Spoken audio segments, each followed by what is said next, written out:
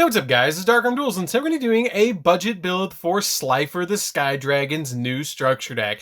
So I'm really excited to do this one because this deck is a very budget version of the new Slifer the Sky Dragon structure deck that we just got just a little while ago. It's a really interesting structure deck in the way that they've done the reprints in here. It's also kind of neat that you can just take 3 of these structure decks and kind of throw them together and make a deck. I just used 3 of the new structure deck, popped them open, and kind of made a deck out of the cards that I got out of 3 of these, so you guys can see what you can do if you just get a hold of 3 of these. So I'm really excited to show you guys this one, so don't forget to like, comment, subscribe, hit the bell on there so you can come part of notification squad, and definitely check out the Patreon in the description below for all those awesome rewards like in your name, description, single video, getting a signed card and veil, and even getting to request a deck profile every single month for Patreon along with test hands. So without further ado, let's get straight on into this. So first off, we're going to be playing 3 copies of Slifer the Sky Dragon, which is our boss monster of this deck, and it's actually not too hard to actually summon it in this build, which is kind of amazing. So what this card does is you have to tribute 3 monsters to normal summon this card, but it cannot be set, and this card's normal summon cannot be negated. And when this card is normal summoned, or when normal summoned, this card and effects cannot be activated. And then once per turn during the end phase, if this card is special summoned, send it to the graveyard, and it gains 1,000 attack for each card in your hand.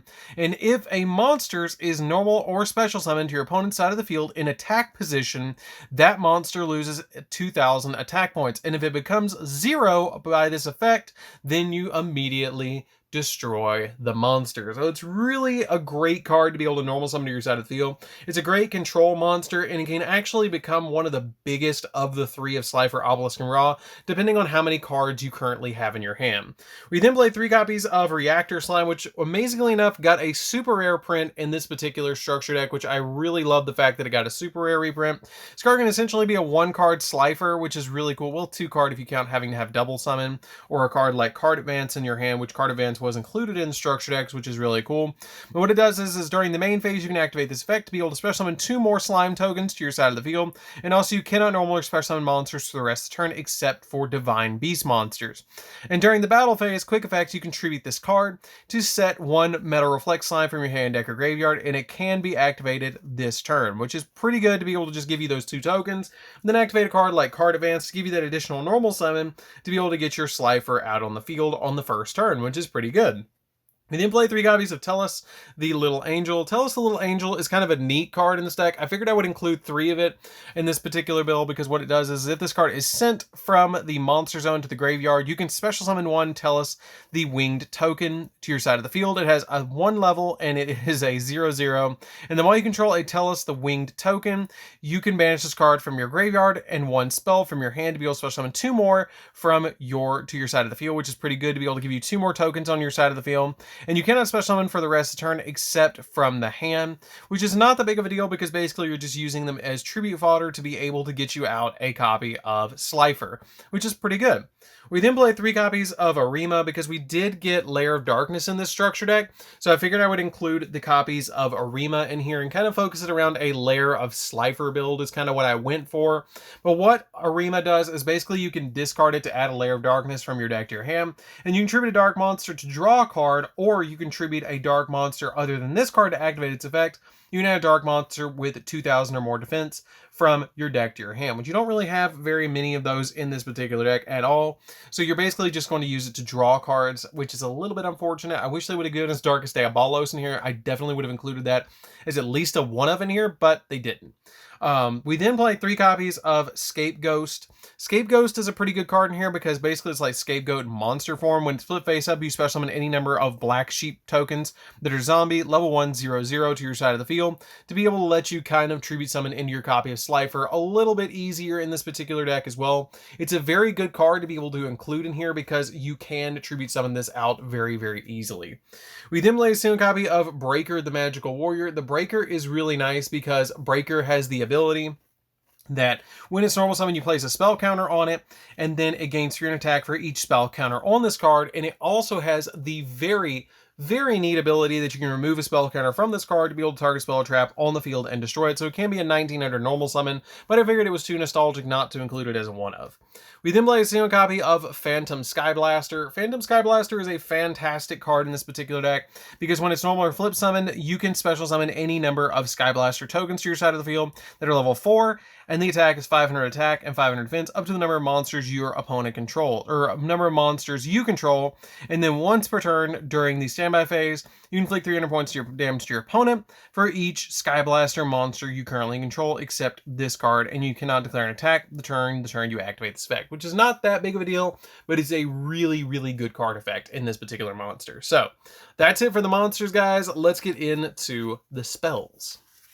So for the spells, we're going to be playing a single copy of Monster Reborn because they did give us a Monster Reborn in the structure deck, so it's a pretty good card to be able to play in here.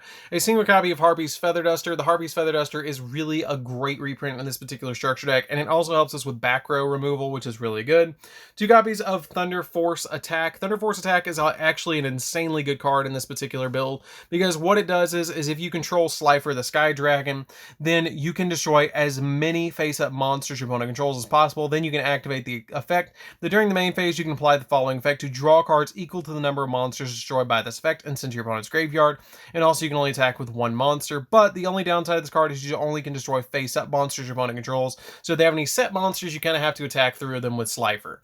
We then play 3 copies of Soul Crossing, which is single-handedly the best card in the entire structure deck for the new cards, which this card is just absolutely amazing and just so good, because what this card does is basically it lets you use your opponent's monsters to tribute out, summon out your copy of Slifer the Sky Dragon, Obelisk the Tormentor, or the Winged Dragon of Raw, but the only downside is until the end of the next turn after this card resolves, you can only activate 1 effect per turn, not including the effect of a Divine Beast monster. So you can activate your Divine Beast plus any other effect, 1 other effect, which is not too terrible, but it's still a really, really good card. We then play 3 copies of Enemy Controller. Enemy Controller is really good because basically it comes in contact with your copy of your Lair of Darkness, and it comes in really handy in combo with that card. Because what this card does for the deck is it lets you target 1 face-up monster your opponent controls, change that target's battle position, or you get to tribute a monster, which can be your opponent's monster, if you control Lair, to target a face-up monster your opponent controls and take control of it. So it can help you get monsters out of the way in this particular deck to be able to deal with problematic cards that they particularly have. We then play 3 copies of Card Advance. Card Advance is fantastic in this deck.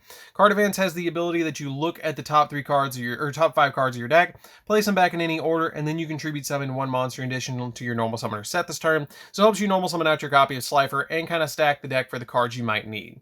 We then play 3 copies of Lair of Darkness, which for every time a card is tributed during that player's turn, that turn player gets a token on their side of the field. You also make all monsters on the field currently become dark, and it just is a great token generating card.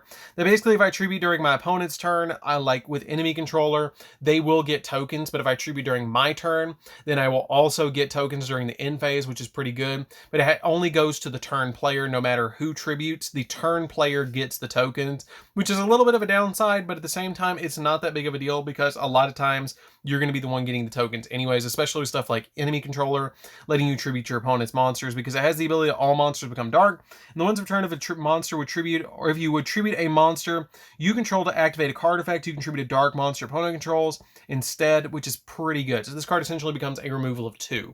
So that's it for the spells, guys. Let's get into the traps. So for the traps, we're going to be playing a couple of traps in this build. We're going to be playing a single copy of the Ultimate Divine Beast, which is kind of called the Haunted for your Slifer. Because what it does is when your opponent's monster declares an attack, you can discard a spell or trap, then target a Divine Beast monster in your graveyard, which is always going to be Slifer. Special summon it and defense position, and then change the attack target to that monster. And then during the end phase, if you control Divine Beast monster, you destroy all face-up cards your opponent controls that activated their effects on the field this turn. You can only use this card once per turn. I only play it as a 1-of because if you do lose Slifer, then you're going to use this card to be able to get it back only probably once, so I only play it at 1. We then play a second copy of Metal Reflect Slime to combo with our copy of our Slime Reactor, which I do think it is a little bit unfortunate. I talked about it in the opening, but I'm going to talk about it again here. I do think it is a little bit unfortunate that they did not include the copy of Egyptian God Slime in these structure decks, because if they did, I would have definitely played this card as a 3-of in here. It's a very good card, but it just special summons itself as a 3k body on defense mode, which is the only like real plus of this card, and it's searchable off your reactor slam. So if you're in a pinch and you need 3k body, it's there. We then play 3 copies of Reckless Greed because Slifer getting multiple cards in the hand is extremely important, and so you play 3 copies of Reckless Greed because it's the only draw card we genuinely have in the structure deck, and you need these cards to be able to draw deeper into the deck. You do get lucky sometimes to draw multiple copies of this, and you'll be able to draw like 6 if you draw multiple copies of this off of each other, so you only still skip 2 draw phases off this card, which is really not that bad. But being able to draw in this deck with this card is really good, but it does have a downside of skipping the next 2 draw phases. But it doesn't stack the skipping the draw phase. So for example, if I activate 3 Reckless Greeds on the same turn, I only skip 2 draw phases, but I get to draw 6, which is really good, which is essentially a +3.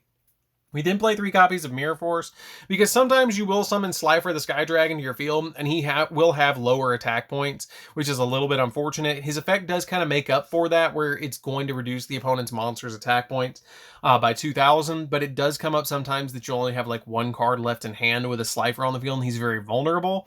And so the Mirror Forces kind of help with that, to be able to stop your opponent from attacking into your copy of Slifer. So it comes in pretty handy. So that's pretty much it for the deck, guys. I really think that this deck is a super fun deck to be able to play with, especially for just picking up 3 of the structure decks. I was actually amazed. I was a little bit hesitant originally to kind of do this $30 build because I didn't know if you could actually do something with all these structure decks, but you can actually build something that you can play. Like if you had 2 like friends that had like the Obelisk, 3 of the Obelisk and 3 of the Slifer, you could build something with them and be able to play with. It can go up against like some rogue decks and actually kind of pull out the win. Now, would I carry this to a locals and try and compete? Absolutely not. I would not do that without an extra deck. It doesn't have an extra deck because it didn't include any extra deck monsters in this particular structure deck, but is it fun? Absolutely, to be able to summon a Slifer the Sky Dragon onto your side of the field. So that's it for this one, guys. Don't forget to like, comment, subscribe, hit the bell on there so you can come part of the notification squad, and definitely check out the Patreon down in the description below, and we'll see you guys in the next video. See you later, guys.